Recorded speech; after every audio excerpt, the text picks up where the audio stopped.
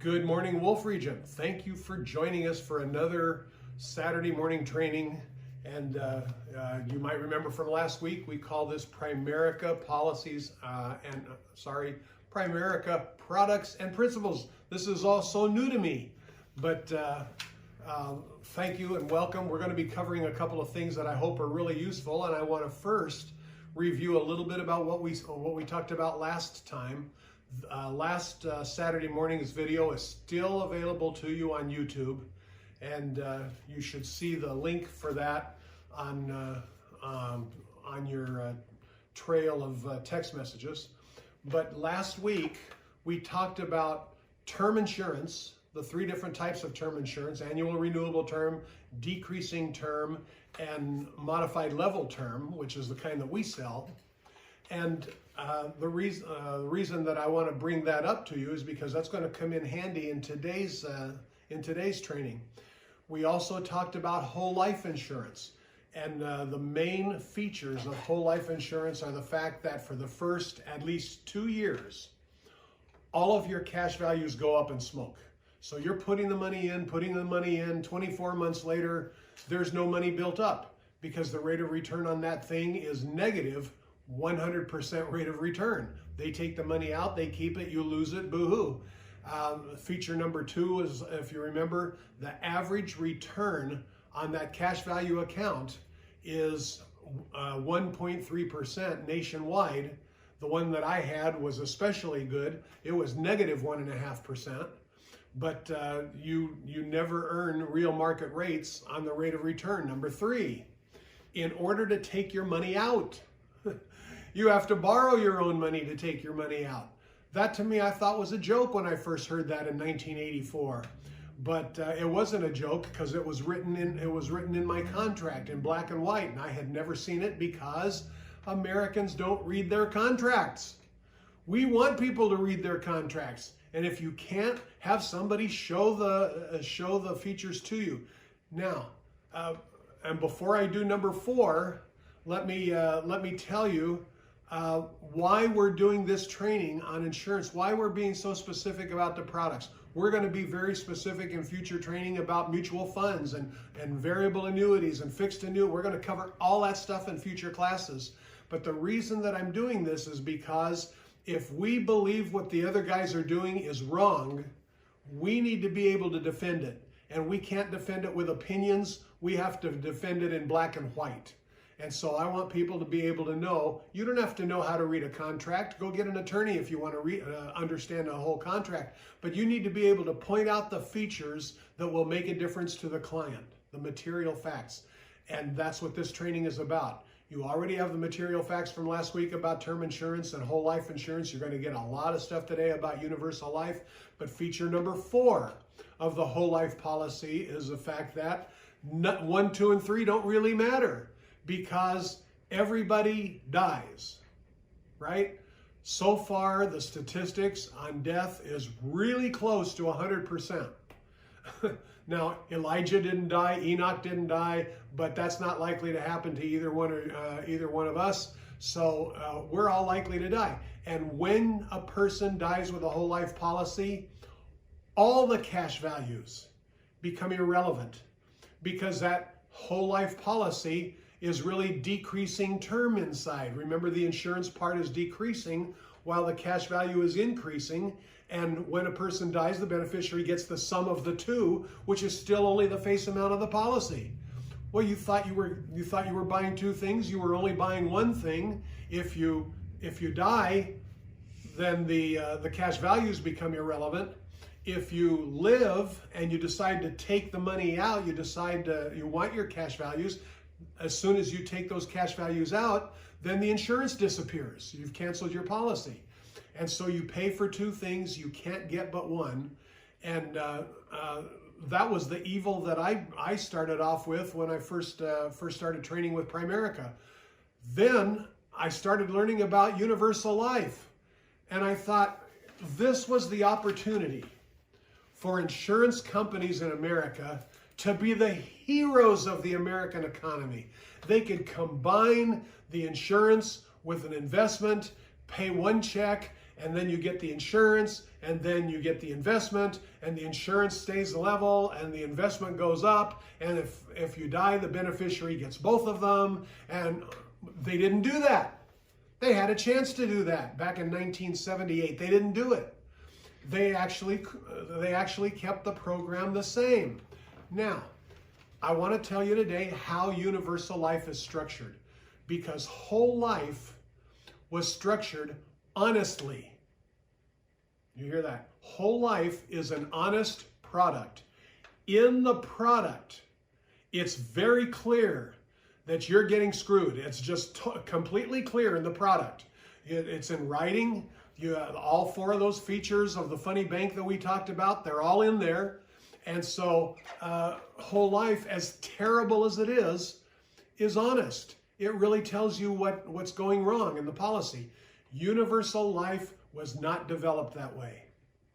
Universal life, and please understand this, because I have people saying, oh yeah, my cousin's got whole life or universal life or something like that. They're nothing like each other. They're both life insurance. They both offer cash values. That's about it. That's about all there is to them. And so I want to point out those differences. They are hugely different. So let's talk about the structure of a universal life policy. When the client pays a premium,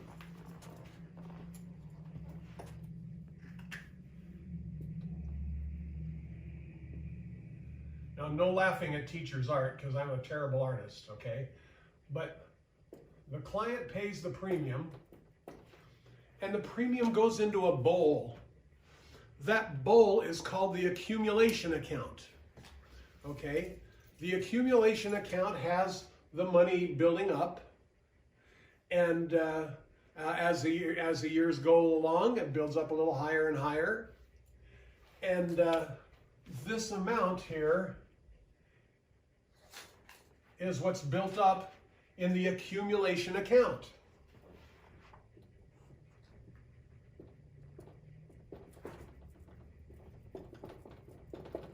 All right. Now, so you might be thinking, well, you know, if I have an emergency come up and I need some money, I can go get that accumulation account. I'll just take it all out. I'll cancel the policy and do whatever I can with it.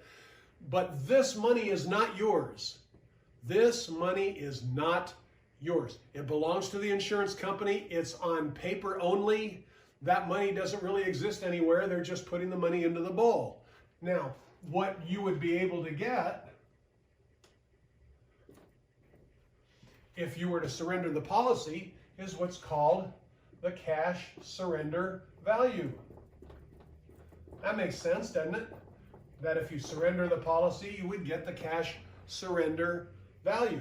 And the cash surrender value for several years, sometimes as much as 10 years, 15 years, it takes for that cash surrender value to creep up until finally, yes, the accumulation account is available to you. But as soon as you take that accumulation amount out, or as soon as you take out your cash surrender value, if you do it earlier before you're kind of vested in it, then all of that, then the insurance gets canceled, and that's the end of it for you. You have only the amount that you picked up in the cash surrender value. Now, the difference between those two is called the surrender charge. And I really want to talk to you about that surrender charge, because the surrender charge is not, did I say not? Not a charge. It's not a charge. The insurance company wants you to think it's a charge. They say, oh yeah, take a look at your policy. You got a surrender charge, and if you surrender this thing early, then you're going to have to pay the surrender charge. No, you don't. You don't pay anything.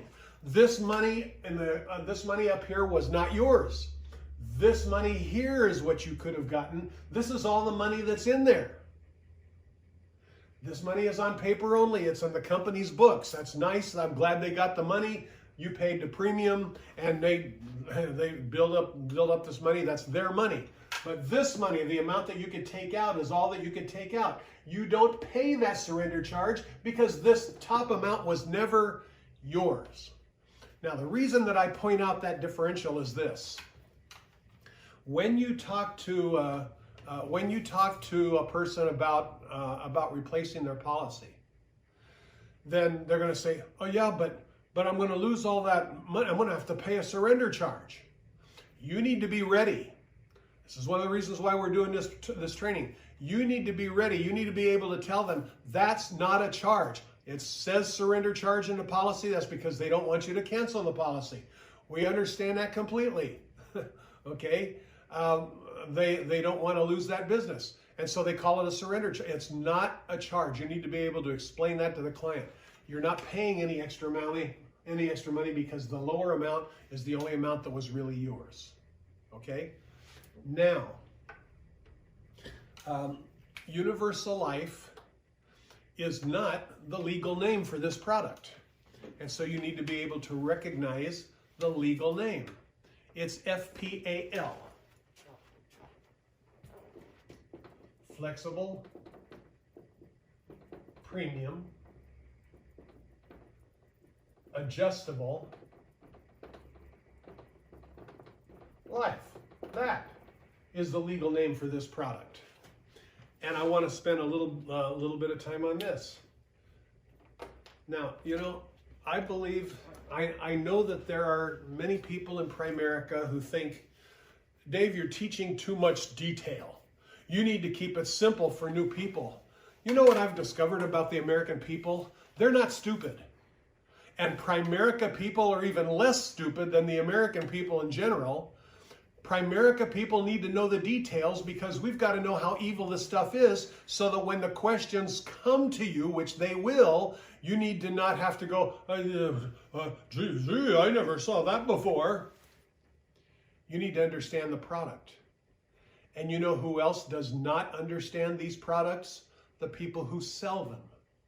The people who sell them do not know the details that you're going to know at the end of this training. They don't know about the difference between this and that and the accumulation, and they don't know. But you're going to know. And when questions come to you and you're the RVP, then the buck stops with you. You've got to know those answers. And so in 1984, shortly after Christopher Columbus discovered America, I started learning this material. I decided I wanted to know this stuff because I knew someday I was going to be an RVP. Someday everybody in the organization was going to start asking questions.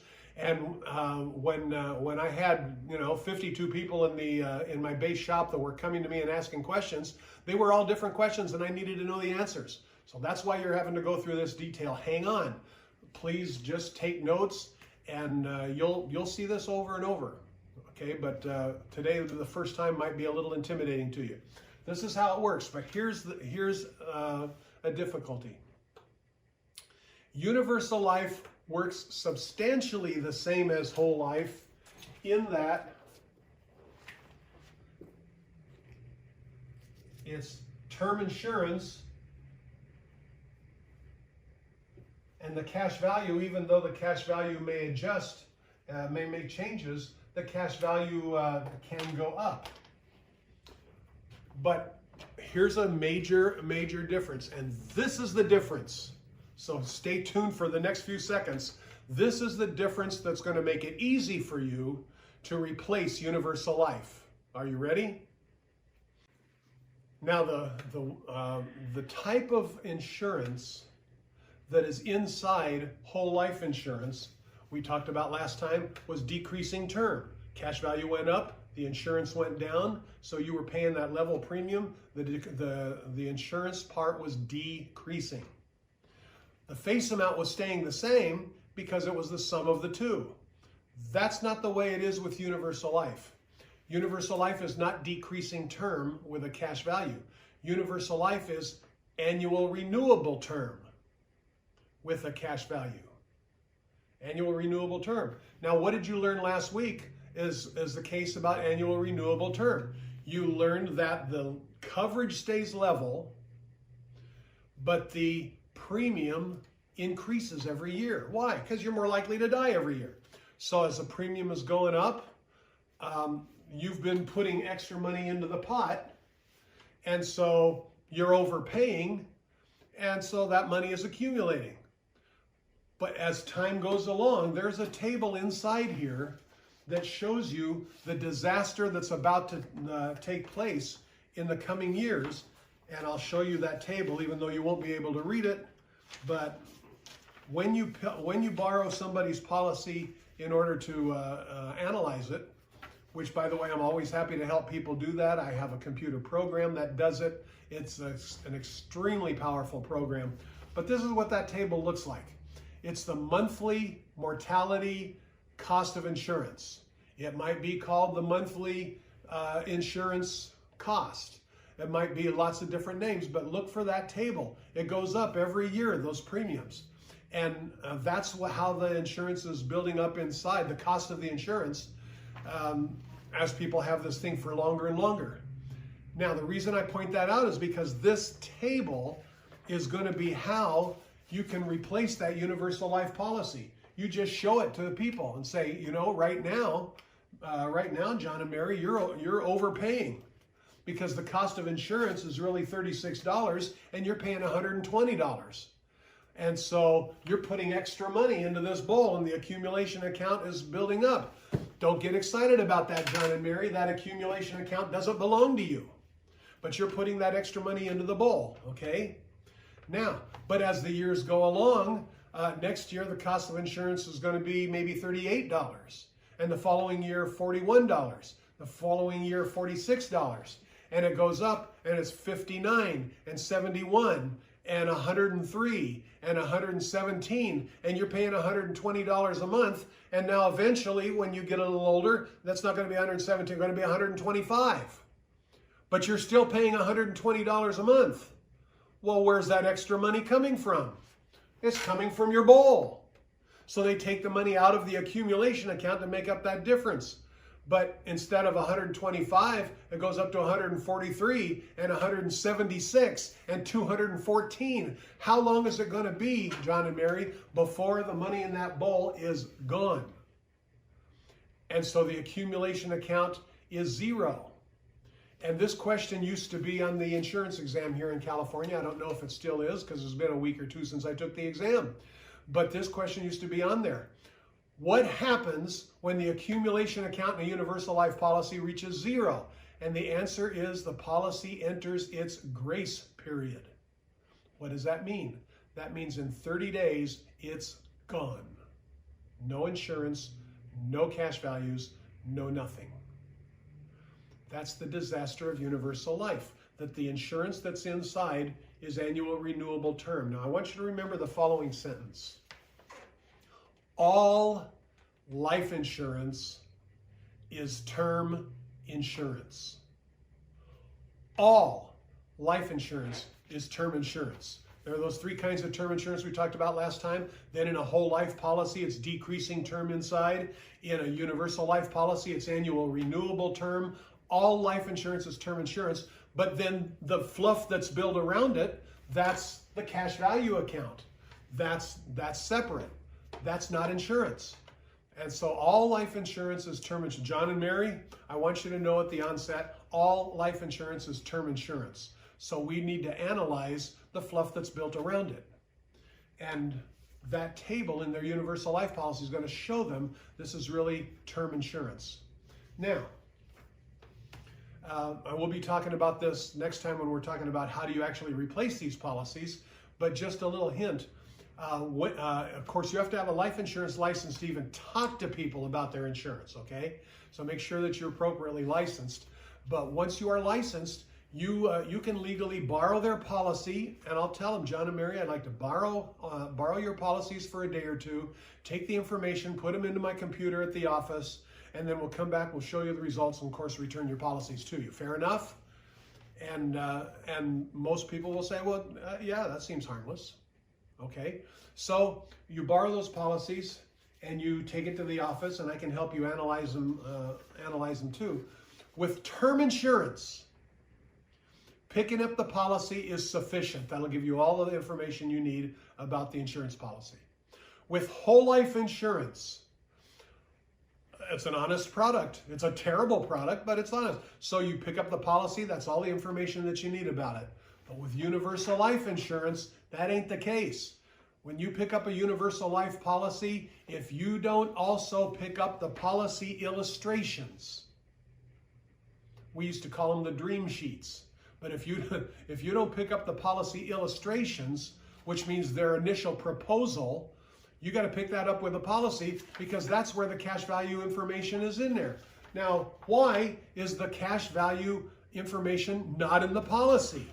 And the answer is because things are flexible. Things are adjustable. They can wiggle around. They don't know how much money is going to be in the cash values after a certain number of years. But we picked up this policy illustration, and let's see what it said.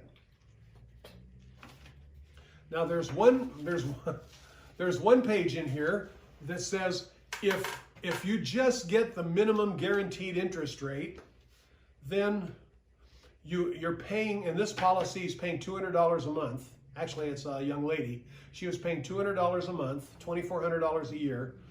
And so first year she put $2,400 in, and her cash surrender value raced all the way to 0. And I'm pointing to that 0. Okay. Second year she put in another $2,400. So now it's up to $4,800, and the cash values is 0. Now, after 10 years,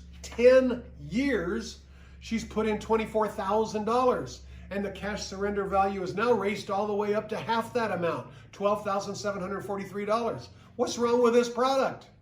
It's not good as an insurance product because it keeps getting more expensive. It's not good as a savings product because you never get back what you put into it. It's just not good for anything. And now, we taught that message for a long time. Primerica became wildly successful, starting in the late 70s, replacing whole life insurance. And then universal life insurance. Oh, you wanted to invest the difference. Well, we can help you invest the difference. You put the money into this accumulation account and it accumulates up. Of course it accumulates up, but just not for you. Well, I had to do it for somebody. Might as well pick the insurance company, right? So, but they said, well, this is the new buy term and invest the difference. No, it's not. It's buy term or invest the difference, and it's terrible for both of them. But who do you think got all the training about universal life insurance? You think it was Prudential? You think it was Metropolitan? You think maybe it was WFG, which in those days was WMA? No, they weren't getting the training about it. They were being taught how to sell. We were getting the training about it, and we were going around, we were telling people who had universal life policies, look, here's the term insurance on that table. Here's the illustration that says you're going to lose all your money for look how long.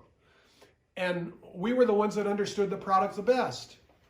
And so they said, oh, well, you mean you don't want to lose the savings if you die? Well, we'll fix that. We'll put another option on it. And so option A was the one where if you die, you have a $300,000 policy, and it builds up cash values. Say, if you keep it for a long time, it builds up to $50,000.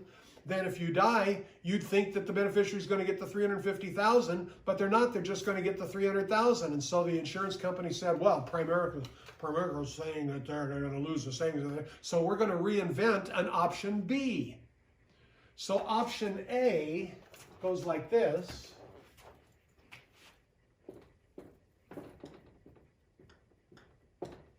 That the cash values is actually part of the death benefit. And so if you have a $300,000 policy, it stays $300,000 death benefit.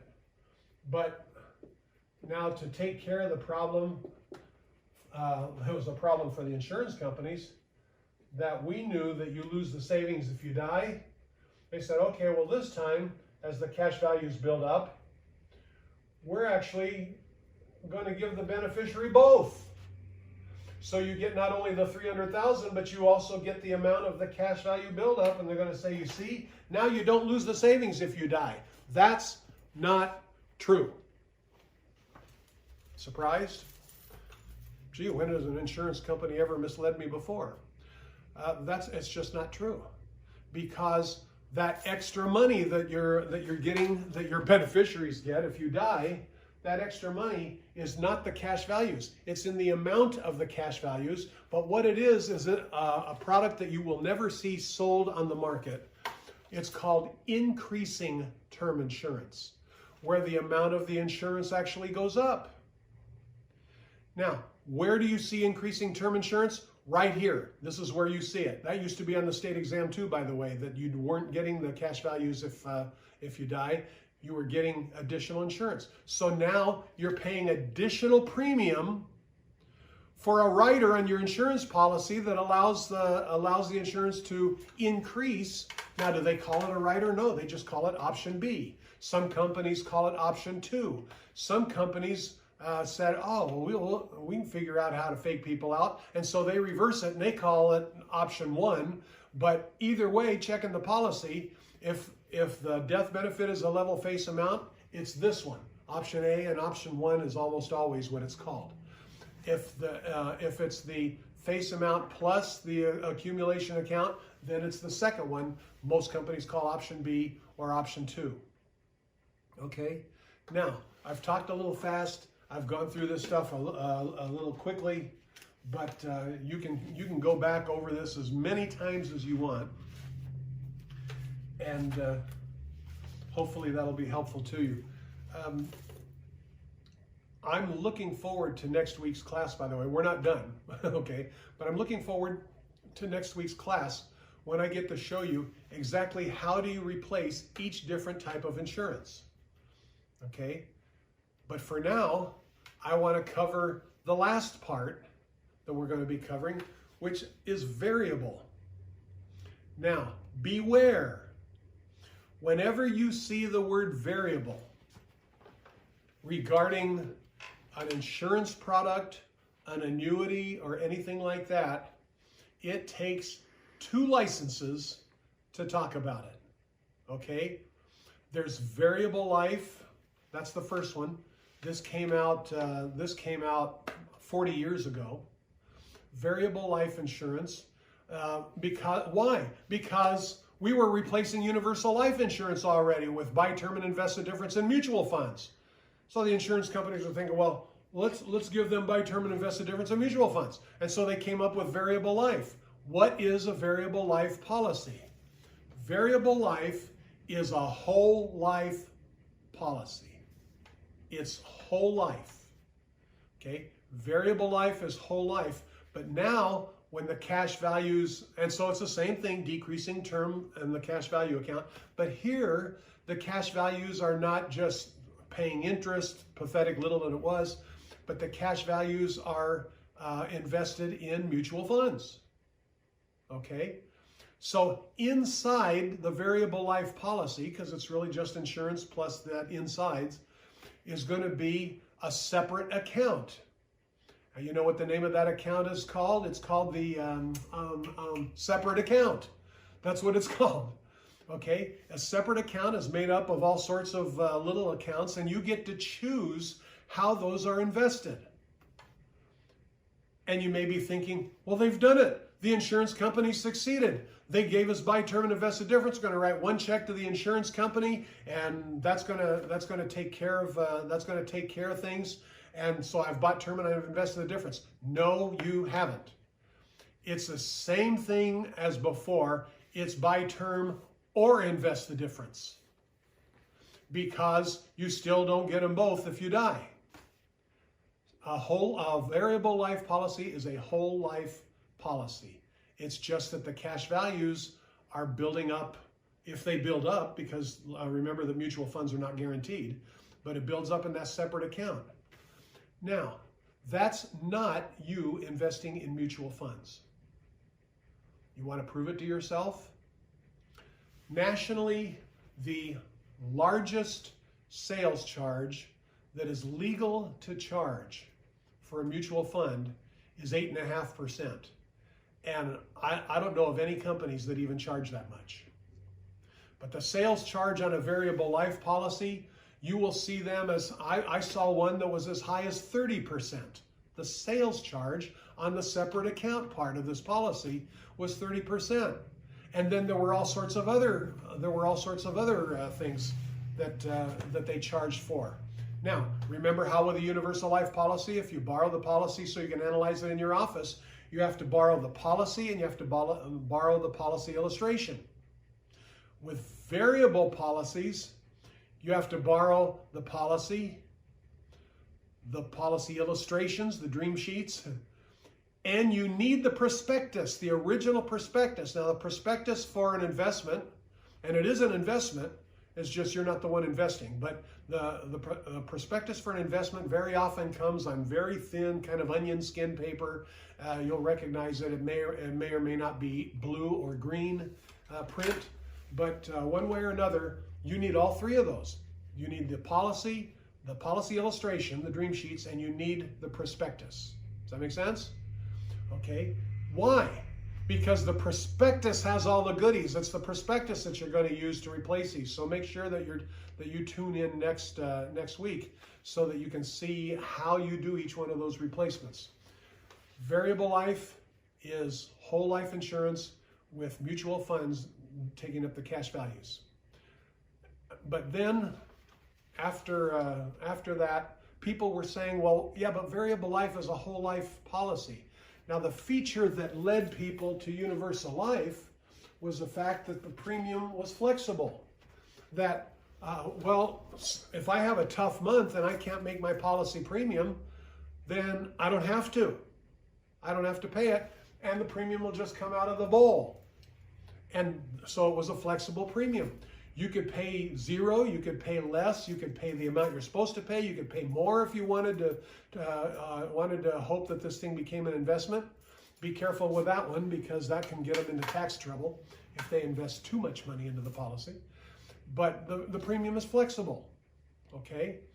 And now with variable life, I love the idea of being able to put the money into mutual funds, but my premiums aren't flexible anymore because a variable life policy is a whole life policy, so it goes back to being a steady premium. And I liked that flexibility. I like the fact that if I have a tough month, I don't have to make my premium payment. So universal life and variable life had a child out of wedlock. That child is called variable universal life, V.U.L. Variable universal life is a hybrid between variable life, so it has mutual funds in the cash values, but it's a universal life policy, so it's flexible premium and adjustable insurance. Okay. So now they thought, well, we've got the best of both worlds. They actually had inherited the worst of both worlds. The charges on that were obscene. Just as an example, we'll talk about this next week, but just as an example, you have to pay at least 2 times, for some policies 3 times, to die. There's the mortality cost for the insurance, then there's the M&E costs for the cash values. Sometimes there's another mortality cost. It's insane. The cost for variable universal life make it the absolute #1 worst policy in the nation, V.U.L. So if you pick up the People's Policy and it says variable life or variable universal life, especially V.U.L., don't say, boy, John and Mary, you really messed up now. You got the worst policy in the country. You never tell people that. Say, great, I'd like to borrow your policy for a day or two. Take them to my office. Put the information into the computer. We'll come back in a couple of days, give you back your policy, and show you how that analysis came out. Fair enough? And that's how you treat it. Respect every client. Don't ever make them feel bad. And when you come back in replacement, don't ever make them think they messed up. They didn't buy that product. They were sold that product. And so always respect the client and always make them feel good about having done the right thing, and you're going to give them a better value. Is that a deal? So those are the 4 types of insurance. Next week, we're going to talk about the specifics about how do you replace each one of those, because they're totally different. Totally different things to stress to the client. And we're going to give you all that information next time. But the last thing that I want to do today, now, I've told you before that once in a while, pastors lie. The one lie that pastors always tell is when they say, my final point is, well, this may not be my final point, okay? But there's a good chance that it's my final point. So with a probability of about 83%, this is my final point. But last week I told you to remember to treat this as a business. It's a business. You want to make money here. And that's why people get involved. And that's what we should be prospecting with, the opportunity. Don't ever, ever, ever, did I say ever?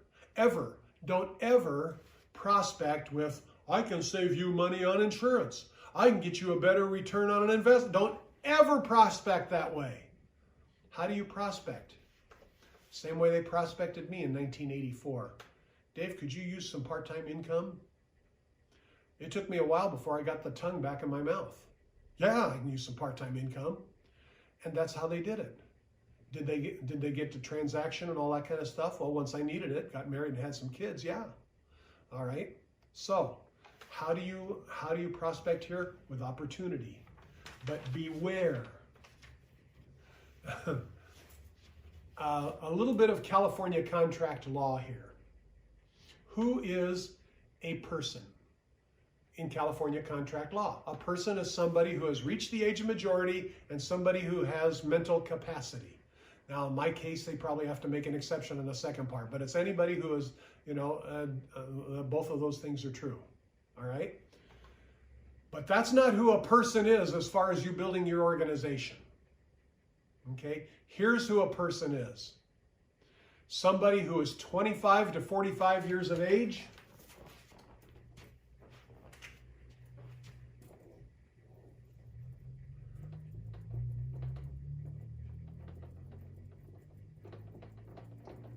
somebody who has young children at home,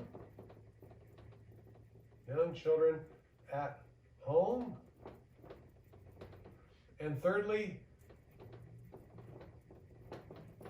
they have a decent income, okay? Now, why? Because those are the people who need what we do. Primerica's not reaching out to the rich. Primerica's reaching out to the person who's 25 to 45, young kids living at home and a decent job. Because two reasons. First of all, they have a decent job. That means they probably don't like it. It probably has restrictions on them. And you can offer them an opportunity and maybe a chance to get out of that job. But secondly, if they have a decent income, then they can afford our products.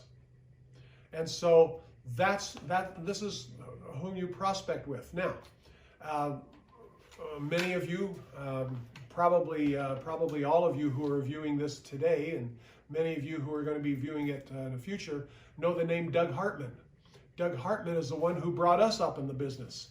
And one of the things that he always told us is that you prospect with opportunity. Okay, you prospect with the opportunity. You don't prospect with sales. Okay, the founder of our company told us that as well. You prospect by offering people extra income.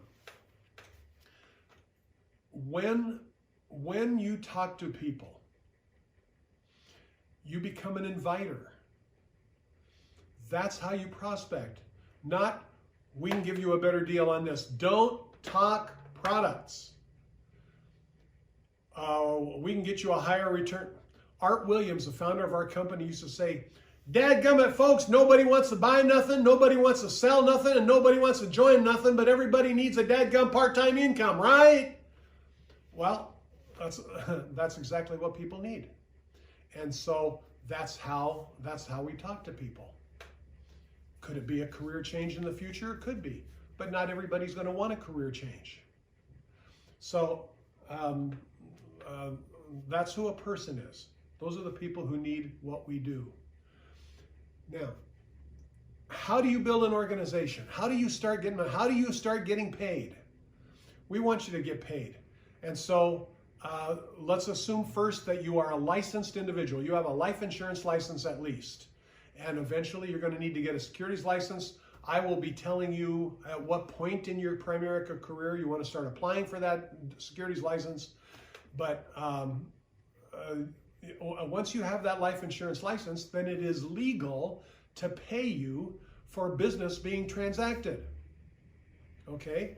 So, you say, well, Dave, all I need is if I can average $500 a month for the first couple of months, I'm fine.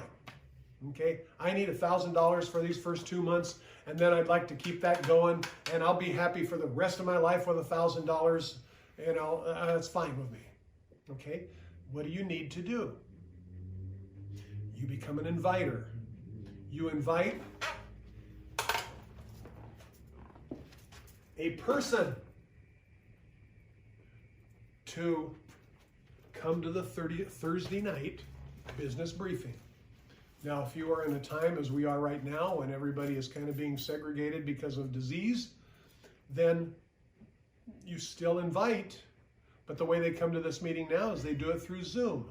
So you go to zoom.us/download if you don't have Zoom already on your computer, and you download Zoom, and you can join these meetings.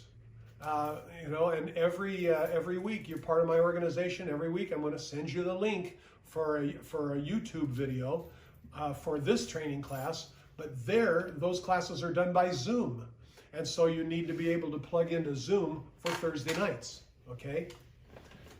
Now, then what do? You invite a person to come. Well, if you invite one person to come, they may or may not want to get involved. Those meetings are really good, so they may want to get involved on the spot. As soon as that meeting is over, you give that person a call and you say this sentence. Well, Dennis, does that sound like something that you can sink your teeth into? You don't say, what did you think? You don't say, you want to get involved. You want to fill out an application. You say, does this sound like something you could sink your teeth into? And if the person says, well, I think so, then the next sentence out of your mouth needs to be, great. Let me take some information from you and let's see if you qualify to come and work with us. Not everybody does. See, now what you're doing, I call this taking away the cookie. You've actually offered them an opportunity, but now you're saying, you know, not everybody qualifies, so, you know, we need to, there needs to be an application involved. And so now you're kind of pulling the cookie away, and they're going to want to grab that cookie. And so say, let me take some information from you, see if you qualify to come and work with us. Not everybody does. And then you go straight on Zoom right now, but in person, once we're able to meet with people in person, say, great, let's sit down, let's do that application. Okay? You do the application entirely online. We just did that with somebody last week. We're doing appointments online, transactions online. That needs to be something that you get good at. And so that's the next thing comes out of your mouth. Then you do that IBA. And then what needs to be the next thing you do? Every single person, not almost every person, every single person that you bring aboard with a new IBA, they need to receive Doug Hartman's module. It's that $1 million strategy module. We've updated it in my region for things that are current now, that were not current at the time it was originally written. But next time you see Doug Hartman, you thank him for that thing, because that little booklet is their ticket to district manager, district leader promotion. And they can't go out and train anybody until they get that district leader promotion. So you make sure that your RVP, who is that? That's Dave. You make sure that I send you that module and that you go through it with them. You can do that on the telephone, but you go through it with them, because they need to do a 90-day commitment. They need to be able to tell them when they're gonna work.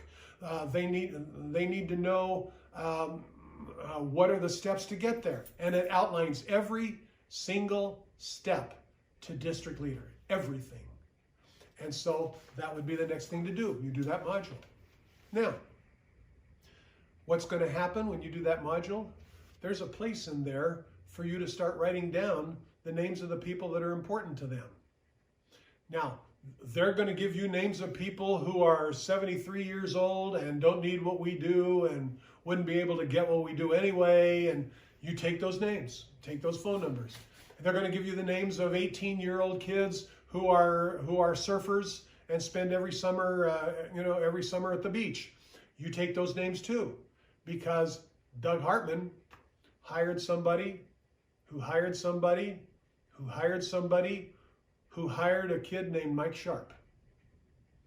And Mike Sharp had no successes early in his career, but he became the first person to make $5 million a year in this company, and all of those other 3 people quit.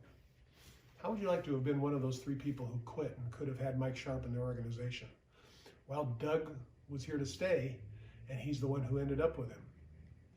So we'll invite everybody to that Thursday night meeting, but you key in on the person, 25 to 45, young children living at home, and a decent income, okay? Now, here's how you back into that $1,000, and then we'll end with this, I promise you. So this is not an 83% pastoral lie.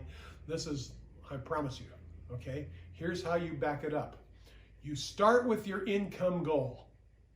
Suppose that your income goal is an average of $500 a month for the first 2 months, okay?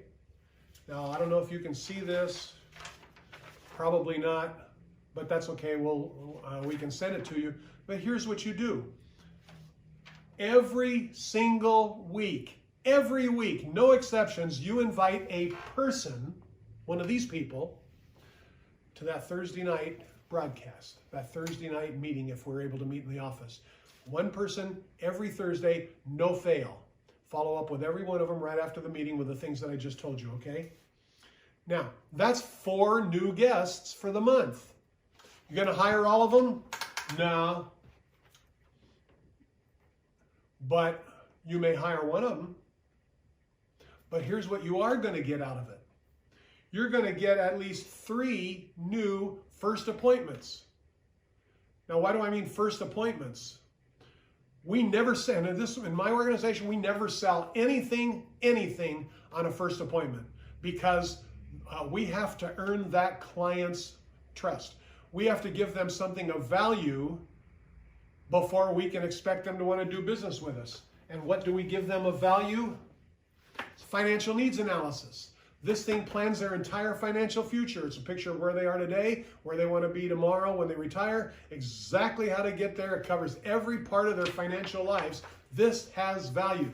This is what we're going to give those people. So we take the information on the first appointment, we borrow their insurance policies, as I told you how to do for to take to the office and analyze it, and then we come back on a second appointment, which you could do 2 or 3 days later, and you present it. You don't present the 30-page booklet. You present a little summary sheet. We're going to talk about all of this stuff in the coming broadcasts. But you present that summary sheet and say, now, John and Mary, here's how you get started. And out of those 3 first appointments, you're going to get 2 second appointments. And out of those 2 second appointments, you will get at least 1 insurance transaction per month. And as a brand new kid off the block, no manager promotions, no nothing, as a brand new kid off the block, you're going to make about $300 plus for that first one. But then next month, 1 person, no fail, every Thursday night. And you know what? Half of your people are going to follow you. And now you're going to have 6 new guests. And out of those 6 new guests, you'll probably have 4 first appointments. And out of those 4 first appointments, you'll probably get 3 second appointments. Out of those 3 second appointments, there'll probably be 2 transactions. So now you'll make about $700 a second month. And so you have made $1,000 your first 2 months licensed. And that's your $500 a month that you wanted to average. Now, that continues to build. Don't ever stop. You lead from the front. and continue to build that. We're going to talk to you next time about how do you replace those policies, and we're going to talk to you next time about the 10 P's to RVP. So thank you for watching, and I look forward to seeing you soon.